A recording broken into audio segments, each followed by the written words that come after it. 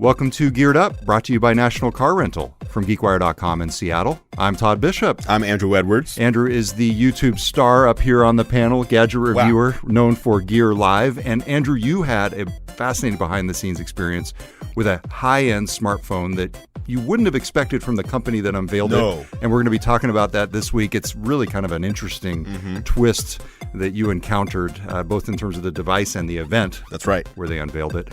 Plus, coming up, we're going to be talking about Microsoft's latest attempt to compete with Apple and the iPad. I've heard this story before. Many times, but we'll see. I don't know. Can they do it? Can they compete? I don't know. Plus, the latest on the Tesla Model 3, which is on pre-order by you, right? I mean, you've ordered this thing. It's coming in. I ordered it over 2 years ago, but I actually am picking mine up this Sunday, finally, after over 2 years. But yeah, some news came out recently from Elon Musk that we'll be going over as well. All right. Before we jump in, just a quick reminder, we are giving away an Oculus Go. Right here. This is the brand new VR headset, standalone headset. Doesn't require a connection to a computer or doesn't require you to insert a smartphone either. Wireless. It's wireless. It's a great device, and we are giving one away to one lucky subscriber to the Geared Up podcast. Andrew, what do people have to do to enter to win? It's pretty simple. There is a link in the description on the YouTube video. There's a link in the show notes on GeekWire. Click on that link. Actually, on GeekWire, there's even the embedded widget. Just look for the widget. All you need to do is be subscribed to the Geared Up podcast and submit a screenshot showing that you're subscribed, and you're entered. Absolutely. And then we will pick one person at random from all of those entries to win the slick new Oculus Go, one of my favorite devices of the year. Your favorite of the year. Might be my gadget of the year so far. We'll see in December. I think so, yeah. Compared to like the Nintendo Switch last year for you, this is kind of like my Switch of 2018. All right, so let's jump into it. Andrew, tell us about this new smartphone from the company called Red. Yes. So this is not like U2 and Red and Apple. This is not. This is the company that's known for making high-end cameras. That's correct. Cinematic cameras. Yes. Red makes cinematic cameras, as you just said. If you're making major motion pictures, or maybe even if you're trying to make, your own movie, you might buy a Red camera. These are like $50,000 at a minimum to buy a Red camera. That doesn't include the lens. That doesn't include the battery or the memory card. Everything's proprietary, which makes them, you can easily spend $100,000 on a Red camera. They have names like Weapon and Epic W. And Dragon and all that. Yes, the Red Weapon, the Red Dragon. This company, which makes these cameras, which are all modular, by the way. So you buy a camera body, but you can upgrade the internals and you can switch the lenses out, of course, and you can buy all different pieces. So basically, they allow you to build exactly what you need using their cameras and all the different parts that they sell. Very modular. So Red announced the Red Hydrogen 1. This is their first smartphone. And it's very interesting. They invited a bunch of people to this event down in LA. It was on a Saturday, which is already weird because most people don't want to work on a Saturday or travel on a Saturday. And when I got there, they let people know before they actually opened the doors, no cameras. Like 5 minutes before, right? No cameras allowed in. By the way, media, come on in, get up to the door. Right. Wait in line. Take that camera back to your car. Right, exactly. If you have a camera, if you have a professional camera, it's not allowed in. What about smartphones? Smartphones are allowed in. That's highly ironic that they don't allow cameras. Right. Well, what they said was you can bring in your smartphone because they're not going to make people leave their smartphones in their cars. You can take pictures of the device. You can take video of the device, but not the screen. Okay. No screen. You can get the back. You can get the side. You can get reaction of yourself looking at the screen. That's fine, but no screen. And the reason for this is one of the main features of the Red Hydrogen 1 smartphone is the 3D display. Oh man, so basically it's like the Fire Phone. It's better. Okay. But yes, that's the right idea. Nintendo 3DS, Fire Phone, those are the right ideas. Glasses-free 3D on the screen. But probably the best you've ever seen. Really? Best glasses-free 3D that you've ever seen. Okay. So you got in, you had to leave your camera back in your car. I didn't bring a camera. Okay. I did bring my smartphone because for me, traveling on a Saturday in and out of LA on the same day, I wasn't going to bring all sorts of heavy equipment. I planned on using my smartphone anyway. So this thing's the Red Hydrogen 1. Hydrogen 1.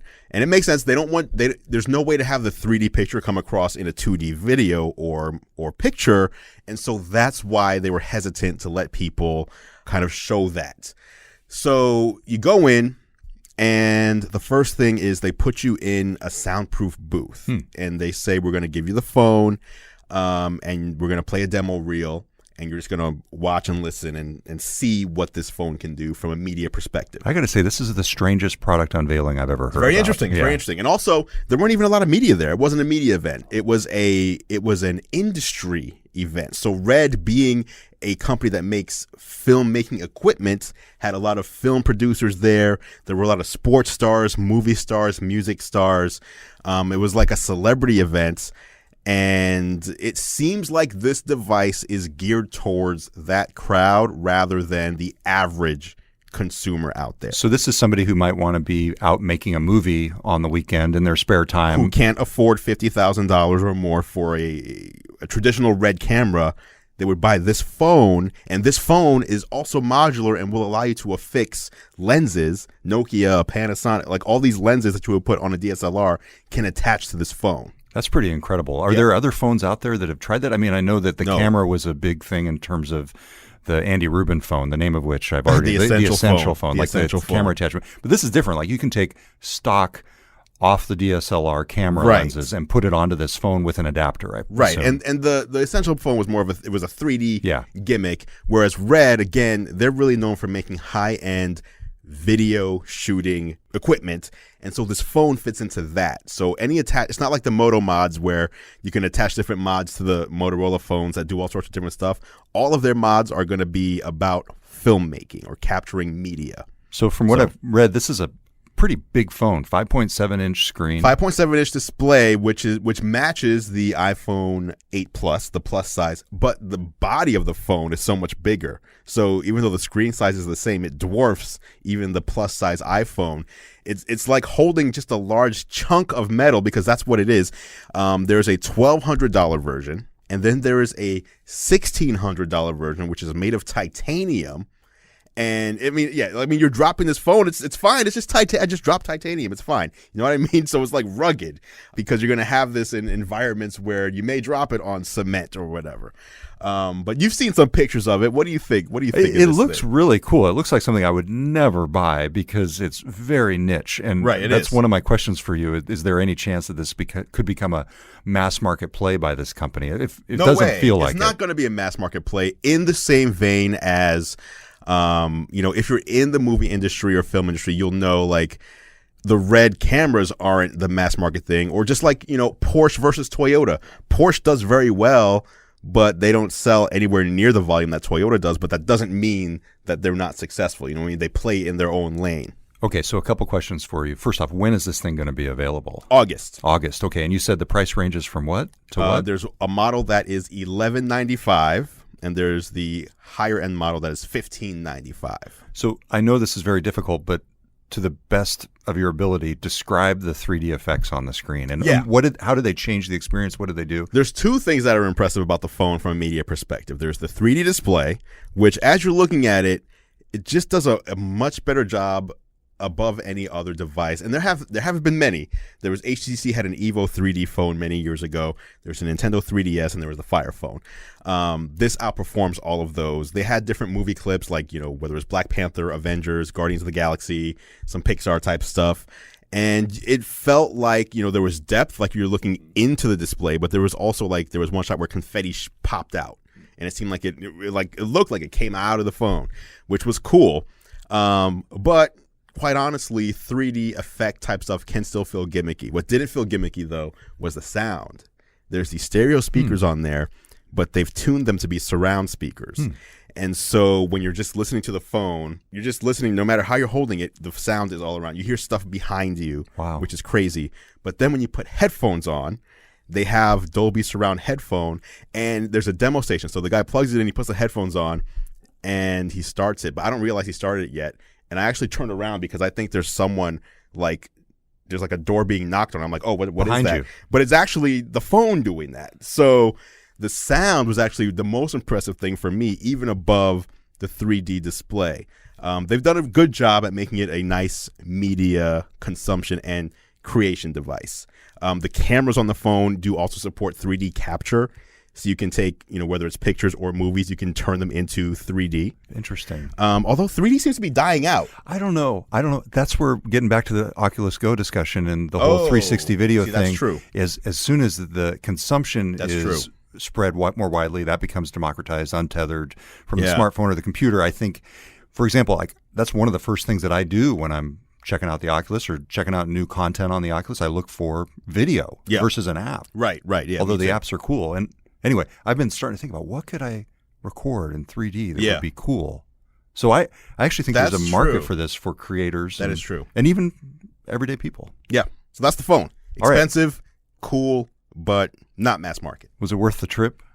Yeah, I got some good content. I'm putting together a wrap-up video, and there will be a media event coming up in a few weeks, I was told. And you'll have the you can actually bring your line. camera in. Yeah, absolutely. Okay, so that is the new Red Hydrogen 1 smartphone. It runs Android, by the way. Yes, it does. And it will be available from both Verizon and AT&T when it's released. So it's August. not one of those that just goes out without a cell plan connected to it, which can limit the market if it doesn't have that attached to it. Although it is nice to be able to buy it independent of it. Absolutely. Which you can also do that as well. Yeah, absolutely. Okay, so we will be right back on Geared Up talking about Microsoft's latest attempt to challenge Apple in the tablet market. You're listening to Geared Up on GeekWire, and we'll be right back. All right, welcome back to Geared Up. It is time for the National Car Rental Story of the Week. Yes, Geared Up is brought to you by National Car Rental. Go national. Go like a pro. Find my show, Technically Speaking, at the nationalcar.com control center or youtube.com/nationalcarrent. That's where I talk about the best tech and travel gear that you can buy for those of you who like to take vacations or even go on business travel. Absolutely. I've got lots of little business travel tips if you ever want any. I need to hear your business travel tips. I'm very curious. My favorite. Spent a lot of time in Philly. Yeah. Don't take Uber to the airport. Take one of the car sharing services like Car2Go or Reach Now. That's my latest tip. And then you can of course get into your national car once you arrive at your destination. There you go. Yeah. All right. Pulled that one out of the fire, Andrew. Yes. So check out Technically Speaking again. YouTube.com/nationalcarrent. The latest tech puts you in the driver's seat of your travel experience. National Car Rentals Emerald Club will keep you there. All right. So the National Car Rental Story of the Week is a scoop by Bloomberg News about Microsoft planning to launch its own low-cost tablet line.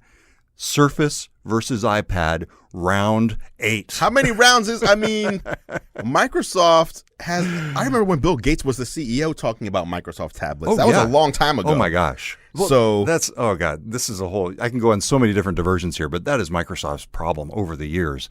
In many cases, it wasn't a lack of vision. They had the vision early, everything from IPTV to tablets to all this stuff. It's just the execution, the ability to time the market correctly, to not be too early. At any rate, tablets was an example. And then when they finally did get into it after Apple essentially defined the market with the iPad, they came out with Windows 8 and that whole attempt to remake the operating system. How about Windows RT? Yeah, Windows 8, Windows RT. That whole generation of Windows, I think, is looked back upon by the industry, maybe not by everybody at Microsoft, but certainly by the industry as the place, one of the areas where Microsoft lost its way because they alienated so many of their desktop users. Yeah. Now, in recent years, you've seen them actually do some really good things under Panos Panay with their Surface lineup overall. Surface Laptop, Surface Pro, and now the news that was reported by Mark Gurman and Dina Bass. And let me tell you, first you got the scoop machine, Mark Gurman, and then Dina Bass, who's covered Microsoft for longer than I have. Really? Yes. Wow. When I saw these two bylines, I was like, oh my gosh. Okay. This story is legit. There's something here. So they say, quote, Microsoft is planning to release a line of lower cost Surface tablets as soon as the second half of 2018, seeking a hit in the market for cheaper devices that Apple dominates with the iPad. So that's the Bloomberg report. This to me is interesting because it's essentially Microsoft just trying to come back on this once again, but in a much different way, because with the Surface lineup, the whole idea has been, hey, this thing can be your computer. Right. It comes with, or you can buy for it, attachable keyboard, all the sorts of things, but it's higher end. And if anything, they've been pushing higher and higher with the Surface Pro. Yes. And here you have them coming back and trying to basically cover their bases. I will be fascinated to see what the interface on this thing looks like. It's very weird because Apple's whole recent iPad campaign has been What's a Computer? Yes. Have you seen that? Actually, I've seen parts of it, but describe it for folks who haven't. Yeah, so basically it's just the iPad can, depending on what type of user you are, the iPad can replace what you would need a cheap laptop for and do things likely in a better way or more efficient way. So they have these ads with kids, for example, doing schoolwork, and they're like drawing on their tablet with the Apple Pencil, and they're using touch to manipulate things, and they're sending emails and texting with their friends, and they have their attachable keyboard. And at the end of one of these commercials, one of the neighbors says, "Oh, hey, that's a cool computer," and the kid goes, "What's a computer?" Oh, nice. Because I use an iPad. Yes. I don't even know what a computer is. Exactly. So what you just said was that, the whole thing with the Surface is it can be your computer. So it's funny how it's all aligning up again. Absolutely. And the interface to me is a really interesting question because Microsoft did go so far in terms of essentially forcing the tablet interface on all of their users. Yes. And then they really backed away from that to the point where if you get Windows 10 on a laptop, you can avoid that start screen altogether, except for sort of a version of it within the start menu in the lower left. But what's going to be their new take? I'm actually more interested in that than I am in the specifics of the hardware that they're going to come out with. How are they going to adapt their vision for these tiles? I'm assuming they're going to take that vision and apply it to this new tablet, whatever it is, and they're saying it's going to be around $400. To me, it's really interesting, and this is such a divisive issue with past and current Microsoft execs, where the old Windows regime tells the new Windows regime, hey, when you switched away from that tablet interface, you basically torpedoed any chances of us succeeding in the tablet market. And the new regime says, but you guys killed the desktop market. It's like so what's going to result from this under the Panos Panay and Satya Nadella So do you not regime? think this is going to be Windows 10? Windows 10 interface? Well, it's going to be Windows 10. Current Surface interface. Well, it depends on what Surface device you're talking about. Surface 4. What are we up to? Well, 4 or 5? Surface for tablets. I think there's a chance here for them to make it similar to the Surface with the tiles and the start screen, but do something a little bit different with it. I would not be surprised if they came out with some kind of new variation, new flavor of Windows 10 for this. That scares me. If they come up with a new flavor of 10, if it's 10S or whatever, S mode, I don't want to see Microsoft come out with another RT, their version of iOS. Because I think that's what it's iOS is 12 years old now, about to be 12 years old. It's mature. People know how to use it. People trust it. People who were 8 years old when iOS was released are now 20 years old. Right. Don't try to make another iOS that cripples what people expect from a Windows and Surface device. Are you going to just change that again in the hopes that a new operating system will take Here's where I am on this. I disagree with you on this. I think the mistake they made was selling high-end machines that locked down the functionality. In other words, things that were tablets or tablet-like devices that didn't run all the apps that you would think a tablet would. Here, if you're buying a $400 device or cheaper, I go in knowing that there's going to be some type of limitation. If I go in and I get an iPad, I'm not expecting it to run AutoCAD. I'm not expecting it to run these high-end things that I would on a high-end Mac. And in much the same way, if Microsoft can come out with a tablet here that's clearly a tablet, and I think that's part of the problem that they had in the past. It's like, what the heck is that thing? Is it a computer? Is it a laptop? Is it a tablet? And yes, to your point, the new generation is blending all of those things together, but maybe I'm just too old. But I just want a tablet. To me, I think there is a role in the digital life still for a dedicated tablet. There's a role, but I think you would agree with me that there's a bigger role for a smartphone than a tablet, right? People are going to own a smartphone before they own a tablet. Sure. What happened with Windows Phone? Windows Phone, when you compare it to if you're going to do a tablet with a new OS, they released a phone with a new OS, and that failed. So the tablet doesn't have as much appeal as the phone. Oh, sure. How would that succeed where the phone failed? You got to get developers on board to create apps for this thing. I mean, otherwise, why are people going to buy it? Well, why though? I mean, you've got the Windows Store. I mean, you've got lots of apps in there. I don't think you need to make a big app push on this. Okay. I think there's enough of based on my experience, at least with the Windows Store. It's not on the level of the iOS Store or even Google Play, but I think it is enough at this point to make a tablet functional and usable without needing to bring in other kinds of apps, other traditional Windows apps. I'm just curious, like, if you're going to compete with the iPad, which now starts at $329 with a $400 product, so it's more expensive than the entry-level iPad. And to be clear, Bloomberg says priced about $400. Roughly $400. So it's possible they could even get a little more granular and try and compete directly. But yes, point taken. Do you know what I'd keep buy? going. Do you know what I'd buy? Yeah, I know what you'd buy. No. You'd be locked into greatness, man. No. Do you know? Do you know what I'd buy from Microsoft? Oh, no, I don't. Do you remember about 8 years ago, a video leaked of a product called the Microsoft Courier? Courier, yeah. That was a tablet that would fold. Is Jay Allard behind you over there?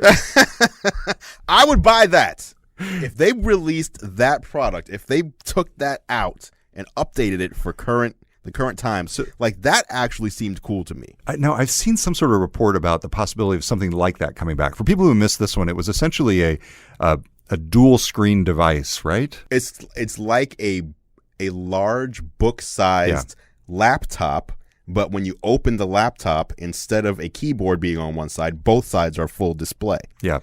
And it was like a digital desk in a way. I don't know. It looked really cool in the demo video. Again, this is like 8 to 10 years old. So This is a long time ago. But it was different. Like you can't compete with Apple and trying to be the same as Apple. You got to compete and give something different. True. I think back in the day, I can't remember the exact order of events, but I remember at the time Microsoft was also developing the Kin. Do you remember the Kin? Oh, yes, I do. The smartphone? The two Kin smartphones, yes. That resulted from Danger, the former maker of the Sidekick. Right. That failed spectacularly. Yes. Wow. So I think they were perhaps a little bit shell-shocked by that experience. I'm trying to remember the order of it, but I remember at the time they were not exactly game for experimentation along those lines. But I mentioned Jay Allard earlier. He was one of the key folks on Xbox, and then he went into this Courier project, and they had a big lab down in Pioneer Square. And J, no period, by the way. I didn't realize there was no period. Letter J, no period. Get out of here, this guy. I'm serious. He's down in Portland. He's working on a really interesting bike startup. Interesting. Like not making bikes, but like tracking bikes to avoid theft. Anyway, total digression there. But this I think you're right. I think coming up with something new and innovative is really the way Microsoft should try and go forward. I'm looking at this tablet as sort of backfilling and perhaps providing more of a reference design for other major device makers to say, hey, here's what tablets running Windows should be like today in 2018. So that's people said that about the other Surface line though, but I don't feel like it's a reference design as much as Microsoft is kind of competing with their OEM partners. I disagree with you on there. I'm not trying to be the Microsoft person here, but talking.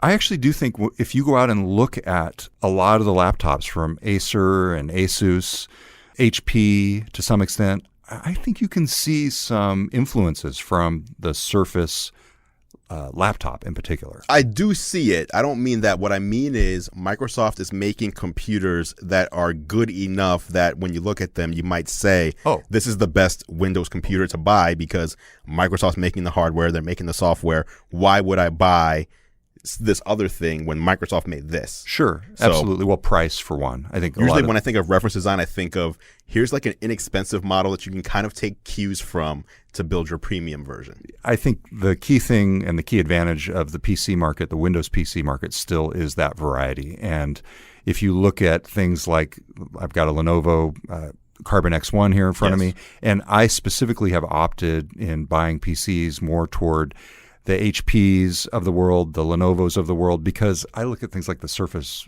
laptop and, it comes with a pen. Like, I don't need a pen, and I know that's baked into the price, at least at the time it was, and I actually have not looked at that recently. But that, to me, is the variety, and I think you end up getting a better overall lineup of computers when you've got somebody like Microsoft showing the way. Now, there's so many problems with so many of these PCs, starting with the trackpad.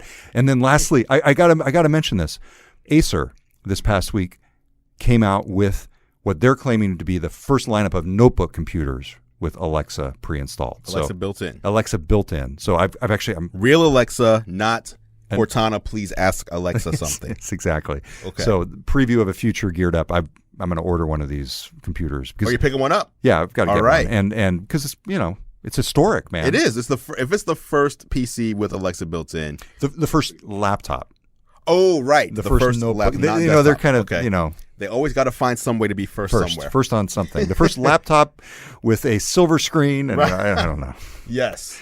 All right. So that is the rundown of Microsoft's rumored and reported, although based on this report, it's as good as done. Yeah. Plan to come out with a new tablet to compete with the iPad. Also some interesting information there, and hopefully a preview of the upcoming Alexa integration into new Windows PCs. Coming up next, we go much bigger. Tesla Model 3. That's coming up next on Geared Up. We'll be right back.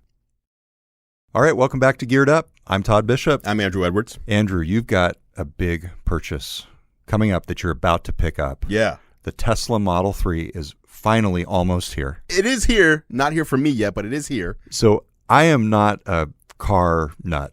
Nor am I. I appreciate cars. I appreciate technology. I follow Tesla kind of tangentially. So for me and everybody else out there who loses track of all the model numbers and why they matter, what is the Tesla Model 3? Yeah, so I'm also not a big car guy, but I'm a gadget guy. Yep. And the vehicles that Tesla makes seem to be drivable gadgets rather than cars, at least the way in my mind. Yeah.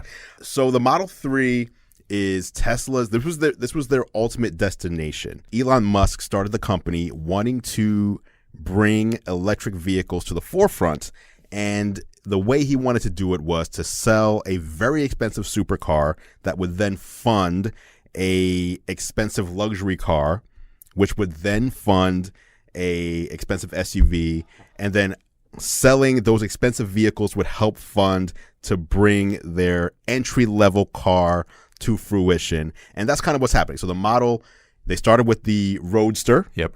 And then they went to the Model S, then the Model X, and the Model 3. The Model 3 is supposed to be the mass market entry-level version of Tesla vehicles. So starts at $35,000. Correct. Starts at $35,000. However, you cannot yet buy the $35,000 model. And actually on Twitter the other day, someone asked him, when is the $35,000 model coming? And he said it's kind of like the same thing that I mentioned a second ago with the higher end vehicles.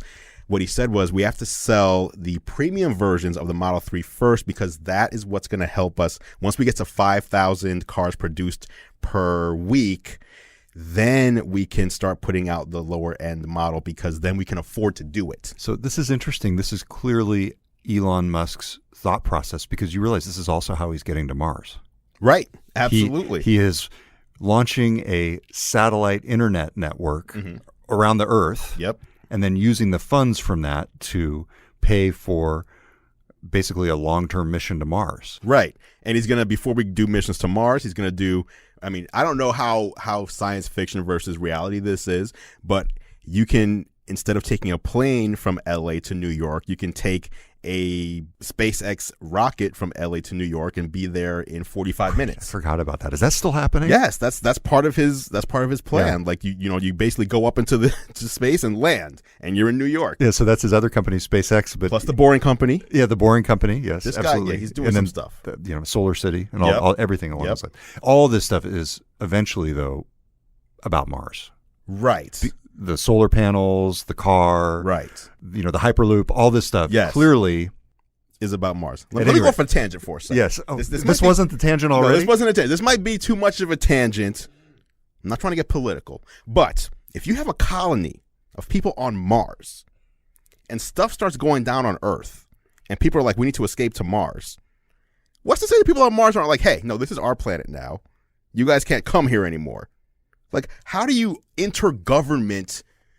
Is there Mars America and Earth America and like that? Like that's just weird. Well, I mean, at this point, it would probably be an international colony. So domestic and national interests it'd be like the International Space Station in some ways. I got to say though, you've got the makings right there of a great Ray Bradbury novel. I love Ray Bradbury, the late great Ray Bradbury. Yeah, in fact, did you know, this is like a tangent from a tangent. Please do. My Xbox Live gamer tag is inspired by Ray Bradbury. What is it? Nathaniel York. I don't even know what that is. So Nathaniel York was the first captain, if I recall correctly, to step foot on Mars in the Martian Chronicles, the epic series of Ray Bradbury short stories. And the reason I chose that name, was because it fits his characteristics perfectly fit what happens to me in video games. He died almost instantly upon stepping on the planet. Oh, that's terrible. That's terrible. All right, the Model 3. Model 3. So, back to the Model 3. All right. So, Andrew, you and I should just sit around and talk. I We got to know. catch up, man. No, I'm sure people enjoy this. Yeah, right. The tangents are crazy. So, Model 3. There was some news this week on the Model 3. Aside from the fact that I'm picking one up, I have started seeing them around, though. Oh, really? So there's a couple things. Tesla, here in Washington State, we have a tax incentive that goes away at the end of this month. So if you pick up your Model 3 before the end of this month, you save $3,200 in taxes. And what Tesla did was, as they were building these Model 3s, they started prioritizing Washington State to get as many here as they could to help save people $3,200, which was nice. But that's been depriving other states, though, of their vehicles. So I think what's going to happen is after, as soon as the first of the month hits next month, we'll see a decline in deliveries here, at least for a few weeks, so that other people can catch up. They announced their long-awaited Tesla Model 3 performance version. And so if you're familiar with the Model S, you might see on the back they have the badge. You might see a P90D or P100D. The P stands for performance, the number stands for the kilowatt hour of the battery, and then the D stands for dual motor. Got it. So the Model 3 just got its P version and D version, and the price is $78,000 before the autopilot upgrade. So here's your choice. Down payment on a home? Yes. Or a new car? Correct. But again, this is supposed to be the $35,000 car. Right. But it's not. Right. So the range, they give you 310 miles. It goes from 0 to 60 in 3.5 seconds, which is apparently amazing. Yes. I don't know about these things. Again, I'm not a big car guy. That sounds crazy. It's supposed to put you back in your seat. 155 miles per hour top speed. And again, $78,000 without autopilot. If you want autopilot, why would you buy a Tesla without? Like, that's pretty much one of the main features. It's like buying an Xbox One and not buying a game. That's a $5,000 upgrade, though. So $83,000. But buying a Tesla without having the autopilot is like buying an Xbox without having a game. You have an Xbox. You can stream content on it. You can watch HBO. You can watch Netflix on it. But you're not having as much fun as you could be having. Have you ever been in a car where somebody had insane or ludicrous mode in a Tesla? I have not. Have you? It was yes. I was driving around Redmond with a Microsoft executive, Brad Anderson, and he scared the crap out of me. Really? He said, "Hey, I'm gonna." He thought I like knew what insane mode was. So I'm going to show you insane mode. I'm like, that doesn't sound good. That was terrifying. Really? Yes. So can you explain this? Because I have not experienced. It was like an unexpected roller coaster ride, except without rails and with some kind of with like zero confidence in the driver. I mean, who is this guy? He's a Microsoft executive. He's not this is not a NASCAR driver. Wow. And like in a suburban street where I'm sure he went over the speed. Was it a straight line though, or was he having to take curves? I can't remember. Your eyes were closed the whole time. I just remember. I think I might have screamed. That's funny. That is hilarious. Now there is a lower priced, higher end version as well. They announced the dual motor version, which is interesting because if you have an all wheel drive car today and the engine dies, the car's done. But with Tesla, the dual motor wheels, it's front wheel drive, rear wheel drive to make all wheel drive. If one of those two motors dies, the other one's still fine. Oh, interesting. So your car just becomes a front wheel or rear wheel drive vehicle until you get to a service center to get it replaced. So that's pretty cool. That's only a $5,000 upgrade over the base price. Just $5,000. Well, to go just from another $5,000 rear wheel to all wheel is $5,000 versus the whole $32,000 upgrade to get the performance model. It's a good thing you got that tax credit. That's true. Well, these will not be delivering in time for the tax credit. So you have to go all in on these if you want those. But very interesting. One other piece of news that came out with Tesla was the Consumer Reports review. And Consumer Reports said, now I don't know if I trust Consumer Reports these days because they have been making mistakes in their smartphone reviews that were very obvious to me. Again, not being a car guy, I can't confirm or deny what they've been doing, but they found that the brake distance, I guess, was inconsistent. Sometimes it would be, this number, sometimes it would be that number. So it was never a consistent. They're going 60 miles an hour. They slam on the brakes and the car comes to a stop at this point. Oh. Elon Musk said they were going to look into it. And then he said, if we find a problem, we can fix it with an over-the-air update. Wow. So this would typically be something where they'd issue a recall. A car company would issue a recall. And even if it was a software update, you'd have to bring your car into a service center and have them perform an update for you. And Elon Musk and the Tesla just said, okay, if there's a problem, we'll figure it out and we'll deploy a fix over the air.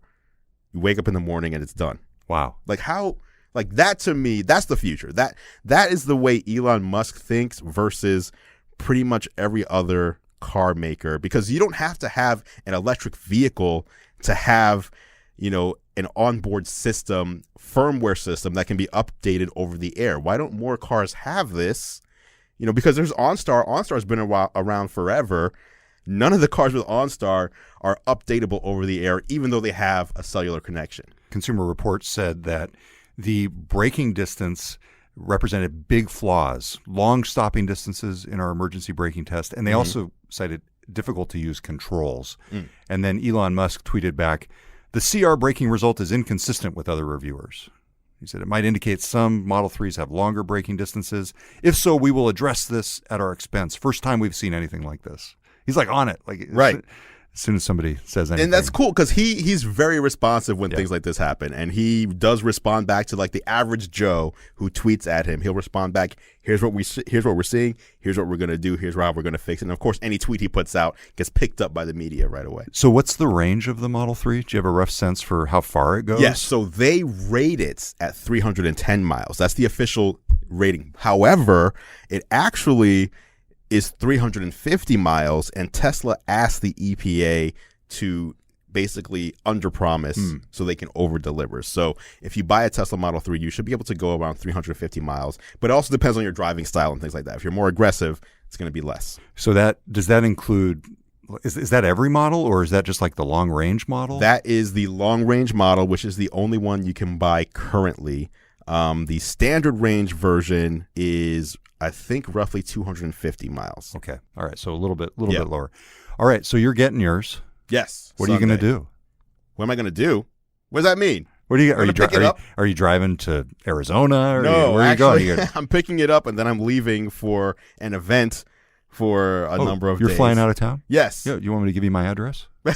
Just drop it off. Yeah. You take care of it for me. We got it. We got this thing. You know where we are. I'm actually having it dropped off at a place to get it wrapped in a clear bra. Yeah. And then you got ceramic coated. You got plans for this thing other than me. I wanted to stay looking nice. I can tell that you're coming up with this on the fly. It's all right. Okay, I'm looking forward to this. And I think we're already talking about at some point in the future doing a show from inside. Yeah, that'd be weird, but I mean, we give it a shot. We just drive around like Jerry Seinfeld. How could it get any weirder than this? That's true. All right, with that is Geared Up for the week. Yes, it is. Don't forget, you've got just a few more days to enter our Oculus Go giveaway. Just go to geekwire.com/gearedup or youtube.com/gearlive. Look for the videos or the audio of this show, and you can get details on how to enter. Yes, good luck. All right, we are not going to have an episode next week, but we will be back the week after with fresh content. And the winner. We'll name the winner of the Oculus Go. All right. Thanks for listening to Geared Up. If you're not already, you should subscribe to Andrew's YouTube channel to see our live behind the scenes videos. You can do that at youtube.com/gearlive. And of course, you can subscribe to Geared Up on your favorite podcast app. Just search for Geared Up. It's 2 words, not one, in Apple Podcasts or wherever you listen to your favorite shows. If you like what we do, consider leaving us a rating and a review. It really helps other people find the show. Geared Up is a GeekWire podcast.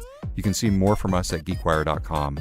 And Claire McGrain produces the show. Shout out to Claire. She puts up with a lot every week. Thanks for tuning in, everybody. We'll talk to you next time on Geared Up on GeekWire.